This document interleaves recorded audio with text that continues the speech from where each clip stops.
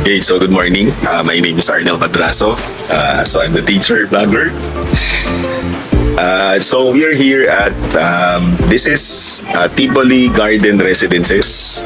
So the evidence to the Tivoli being a garden residence or residences would be the garden. So this is the place is called Clubhouse. So this is like the center. This is you can find this in the center of the towers that surround this. So you can easily find this when you enter Tivoli Residences, and then there's follow the road, and then there's Rotonda, and in the Rotonda clearly you can see this clubhouse already. So if you're taking Grab, you have to pin Clubhouse in order that the driver will know where to disembark you.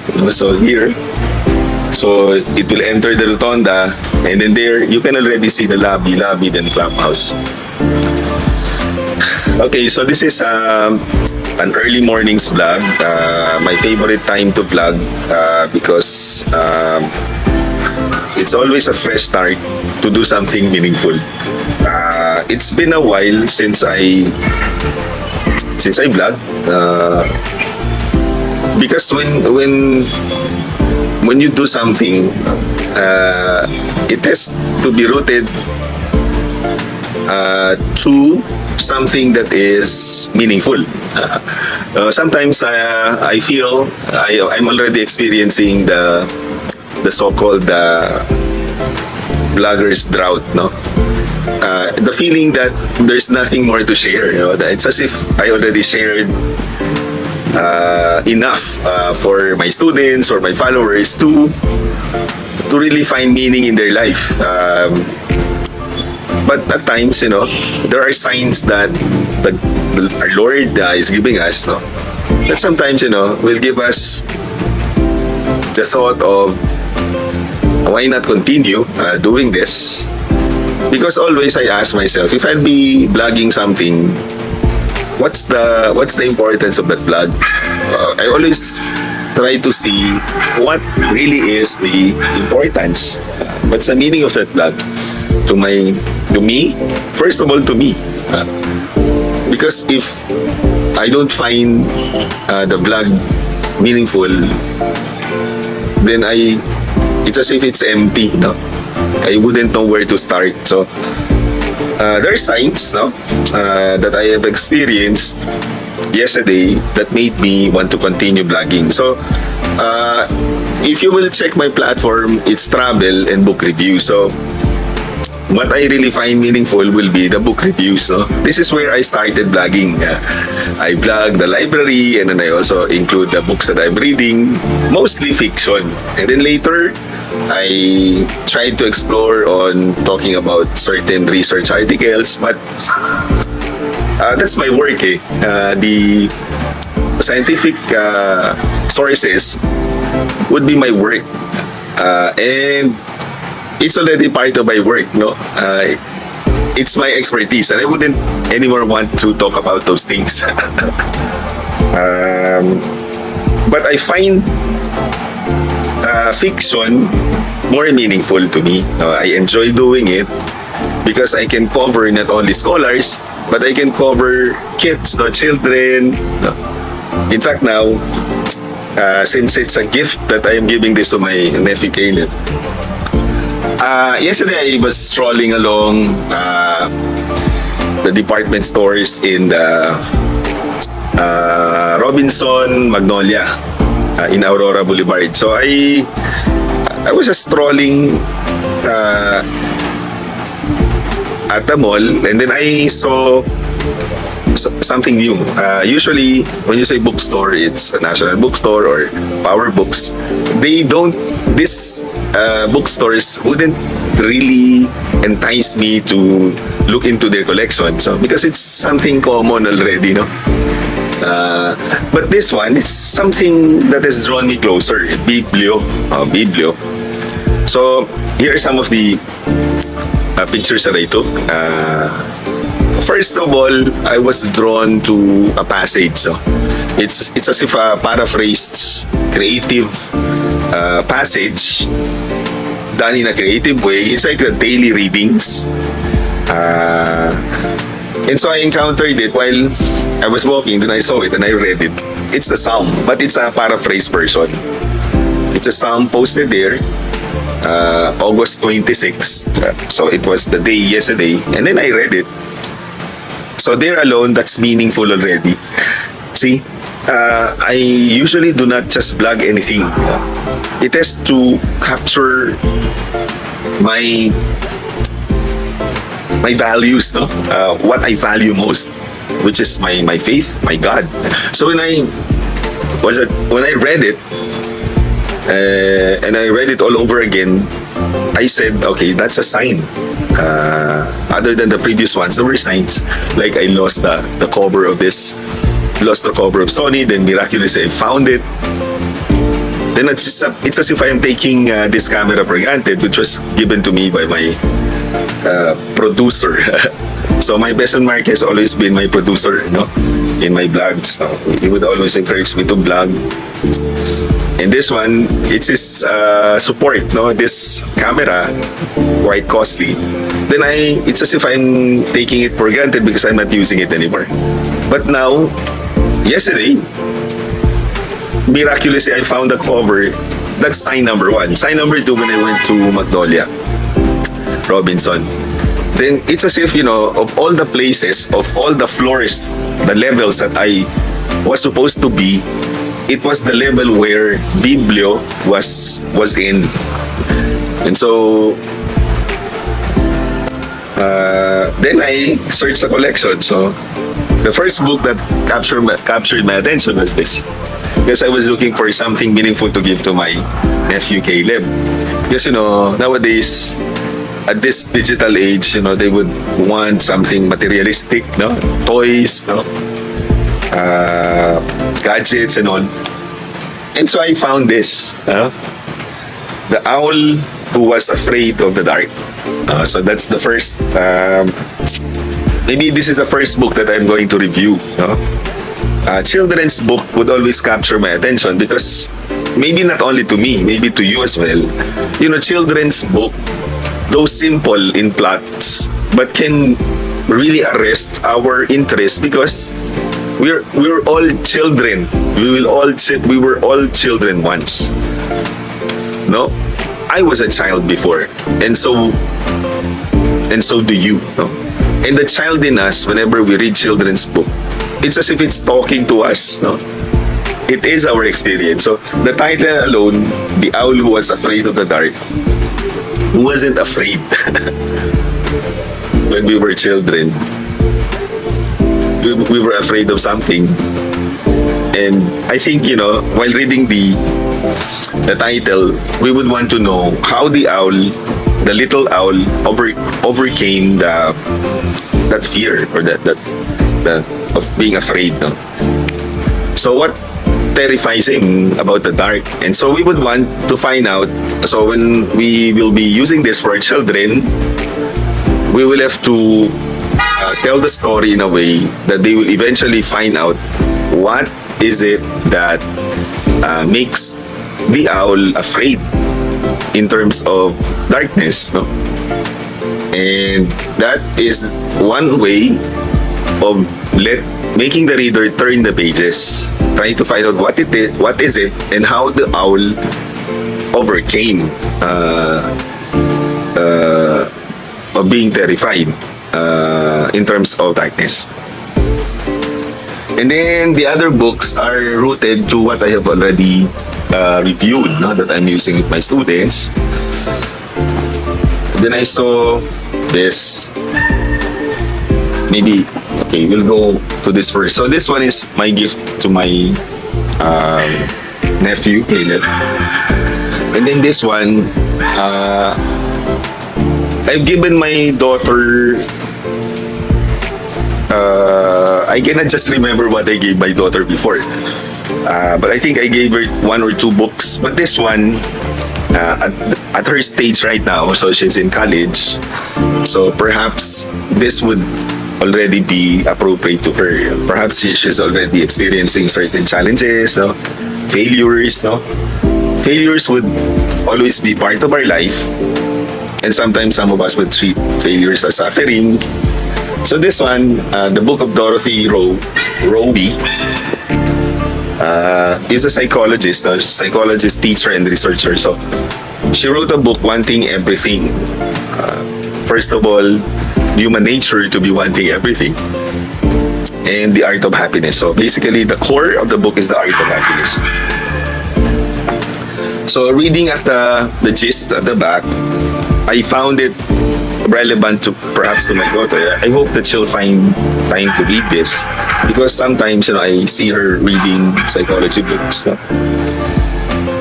Perhaps she would want to find meaning to what she's doing. So I thought this one is a good gift.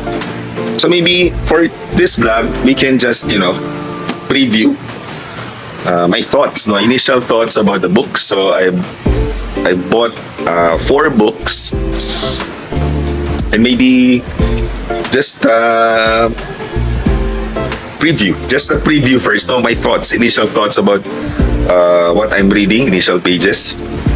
So then the rest, this one is there's a phrase here in the book cover which states the sequel to A Time to Kill. A Time to Kill, I have reviewed this several times in the classroom or even in YouTube. I think I reviewed John Grisham's A Time to Kill. So here it's stated it's a sequel to A Time to Kill. This has been a bestseller as a book and a blockbuster as well in the Hollywood film. And so this one, of course, I have not encountered any film yet on this. So this is a good book to read because there's no film that will tempt us to view first and read the book. It's always the other way around. You have to read the book first and then watch the film later, then compare the difference. Because you'll be lazy to read the pages already if you have viewed the film. So that's really the temptation of the film. No? It will make our students lazy to read. As you know, the book version is very different in terms of the details. No? There's certain pages that were already omitted when it comes to a movie turned, a book turned a Hollywood film. So Sycamore Row. Sycamore Row. So first of all, what's sycamore? That's my question. What's sycamore and what's this row? What's this row? So the title itself makes the reader curious as to what is this? The 2-word title, yet very intriguing. And then the 4th book that we will be, so the schedule of review will be, I hope that I'll be able to review this. All of this, the target is within this month. No? So I hope I'd be able to review this this August. But since it's already last week of August, so maybe I'll take 1 or 2. The Owl Was Afraid of the Dark, and then I'll take Wanting Everything by Dorothy Rowe. So I hope I'd be able to do this. I'd be able to review this all this August and September. Now, definitely this September I'd be able to review this. So I'm doing this for fun. I'm really not doing book reviews to earn money. It's always been a charity on my part. This is my contribution to YouTube community. YouTube has helped me a lot in terms of my research, even practical tips in doing something practical at home. YouTube has always been kind to me. Content creators in YouTube are really very helpful. And so this is my way of giving back. So I would say that I can already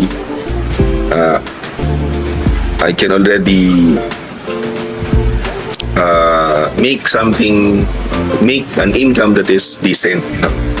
So I have only one daughter, and my wife is also financially secure now. So it's really not my stuff it's really not my thing to really try to earn money in YouTube. It's not.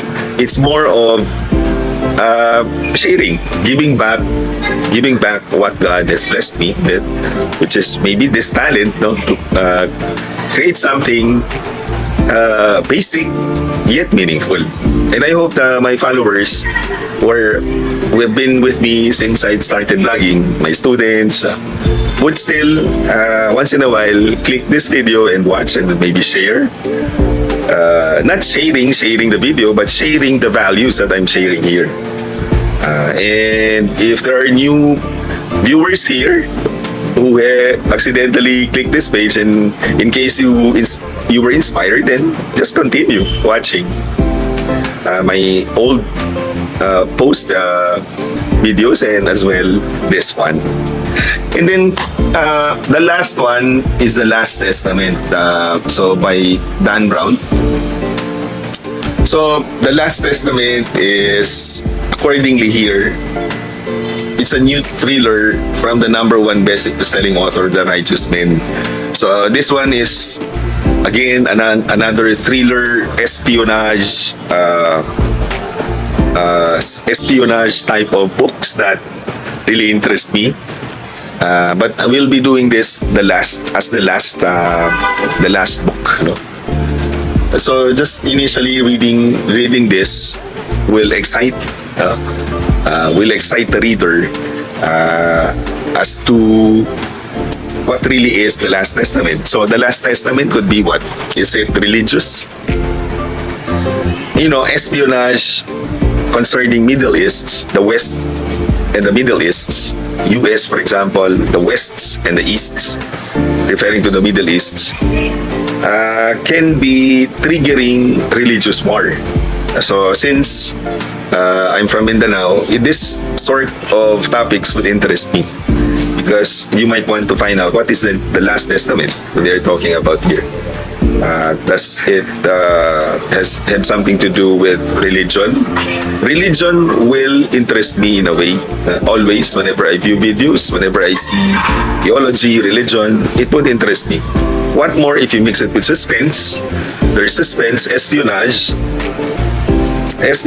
like for example, the James Bond theme, agent's life theme, and then there's action, there's thriller. It's thrilling and as well quite intimidating and interesting, because there's the religion involved. So that's the reason why I bought this for you.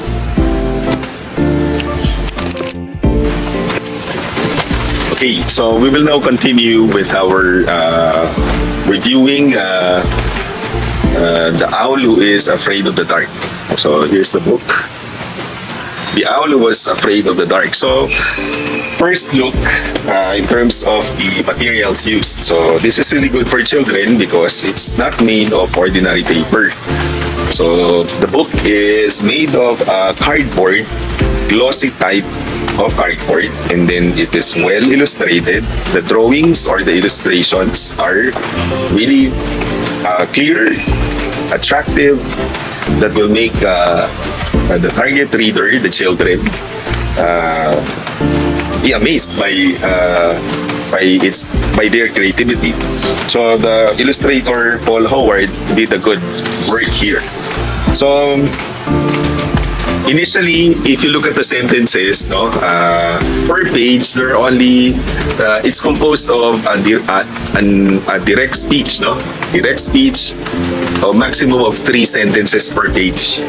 So there's really a reason why the writer, Jill Tomlinson, really come up with a book that is for children. So the number of sentences would matter because you cannot give complicated sentences. The vocabulary are simple vocabulary that children would be able to process. So in this case, perhaps beginning readers would be able to process this book. So hopefully my nephew who is in grade 1 would be able to read this slowly, especially on the vocabularies, the letters, no? He would be able to process this little by little. But along with the child, has to be the one reading this first. So I read this to Caleb yesterday, and I hope that he was able to find interest. So I'm using predilection as a strategy. So for every sentence that I am uttering, I'm asking him. I'm asking him question as to why. You know, sometimes I stop and then I ask why.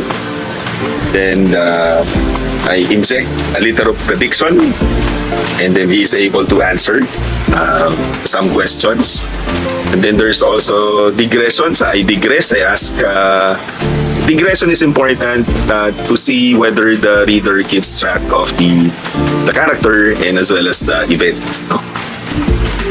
So the story revolves around Baby Barn Owl. So the family name of the owl family is Barn. So Baby Barn Owl is the main character. Everything revolves around him. Baby Owl. So basically, the experiences of overcoming darkness. So obviously parents would always be positive, no? Parents here in a way assured him that there's nothing to be afraid about dark. But one thing I like here is that parents would allow him to experience firsthand what it is to be in the dark. At first, they were scaffolding, helping, supporting the child, accompanying the child through the dark, initially. And then eventually, they allowed him to explore it himself, to explore the dark with other characters, no? Like, there are characters here, like the boy. The boy came out in this book. So the first character is the boy. Boy said dark is exciting. Why? Then I asked my nephew yesterday. I asked my nephew, so why is dark exciting? So the answer is it's exciting because there's fireworks. So then I asked my nephew, Caleb, why is dark exciting? And he said fireworks. No? Then I asked, can you see fireworks without the dark? He said you cannot. So that means to say the concept fireworks was really captured. So exciting and so on and so forth. So the boy said it's exciting. And then the next one is kind. The old lady is kind because it allows darkness. It allows the old lady to remember, to have time to think about what happened in the past. So this part here could be quite hard for children to process in terms of trying to relate to old lady because they're children. No? This is the only critique that I can include. My question is, why include the old lady?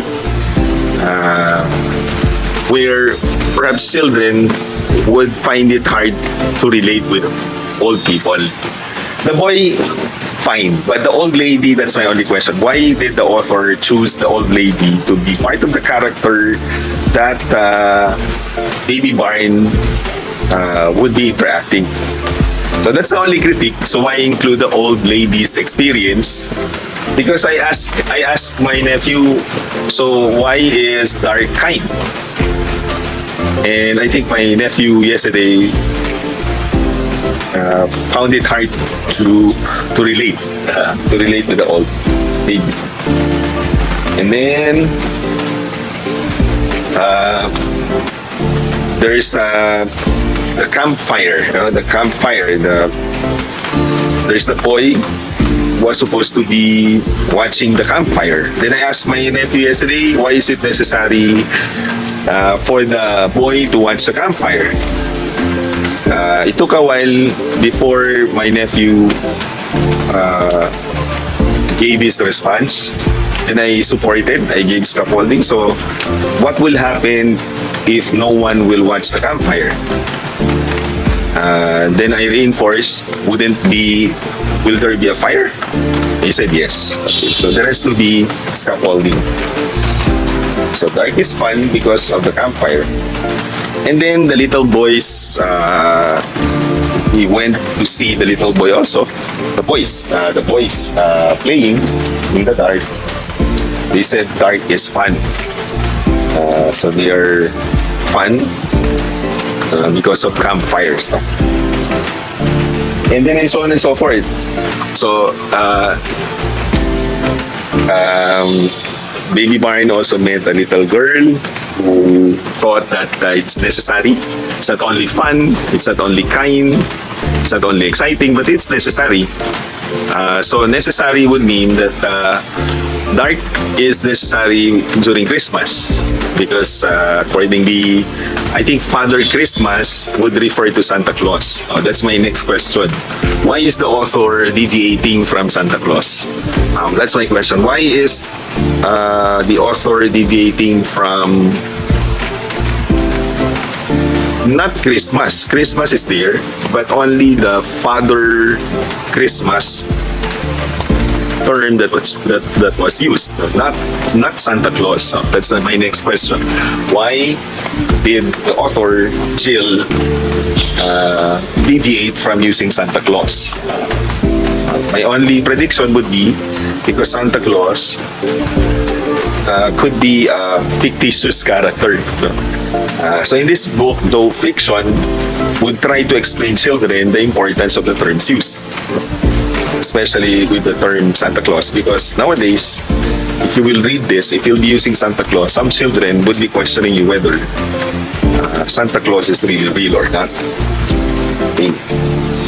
So that's my next question, part of the critique. First is why use Old Lady, then why use Father Christmas rather than Santa Claus. And then with all these experiences that he's encountering, the interaction with these characters, he would always go back to his family, and then slowly he would have the tendency to sleep daytime rather than nighttime. So he would always report, share what his interaction, his experiences with these other characters with his family, Daddy Owl and Mommy Owl. And at times, he would already beat his parents of waking up early. He would wake up first at night compared to the parents. Then again, he went to explore and met the telescope man. The man would use telescope at night, and the man would say, "It's wonderful because you can see the stars at night. You can see the stars at night. So without darkness, you cannot see the stars. So there is telescope, so on and so forth. Wonderful. It's wonderful." And what I like in this book is that at the end, there is some sort of a summary. The children would be able to capture the message of the book by giving some sort of a page where it summarizes the little owl's experiences with the darkness. So here, but there is no page number. So before the summary, I think the final character that he was really able to say that he's not anymore afraid, because each encounter with the character, when he returns home with his parents, he would say, "Yes, it's kind, dark is kind," they said. He would always report that they said it. The characters said that it's kind, wonderful, exciting, necessary. But the follow-up sentence would be, "But I'm still afraid." There would still be that but sentence, so, "But I'm still afraid." though he is hearing positive things about darkness, he would still repeat the negative notion that he's afraid of darkness. But the only character that truly was able to break that fear from him was the cat, the dark cat, or the black cat, who was playing along the city streets, no, at night. So looking at the city, looking at the stars, looking at the beautiful night scenery. So when he played with the cat, that's the time finally he has broken that fear, that fear of darkness. No? Then after this encounter with the cat, who said that it's only the cat who said that dark is beautiful. So this is the scene where both of them are at the rooftop, and then they're seeing the overlooking is the city. Okay. And then the last part here is this is I think the second to the last page. No? The second to the last page, which summarize everything. Let me read it to you. This is what I like. The best part of the book that I really love is some sort of a summary already that captures everything that happened in the story. So the small boy said dark is exciting. The old lady said dark is kind. The campfire boy said dark is fun. The little girl said dark is necessary. The man with the telescope said dark is wonderful. And the cat said dark is beautiful. And what do you think? And then so the mother asked, and what do you think, Plop? So the mother asked. Plop looked at his parents with twinkling eyes. So there's twinkling eyes, not anymore doubtful eyes, twinkling eyes. Then he said, I think dark is super. Super as an adjective means summarize it all. That he has broken that fear. That he has overcame that fear of dark. And so the last pages would be 2 pages. So the Plop took off, go hunting with the parents, and then beautifully illustrated, the last page would show a family flying. And then the background of this page is the moon. And then the line states Plop, the night bird. So he is now truly the night's bird. So I hope you found this children's book. You found this book meaningful as I did. So thank you for tuning in to this vlog. Thank you for your support. Thank you for following. You know?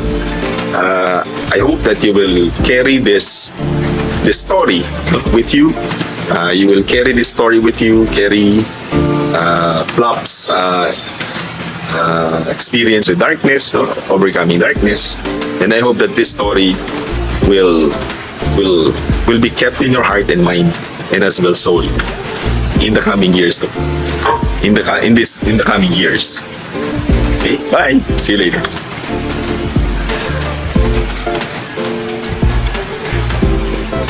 Swimming pool.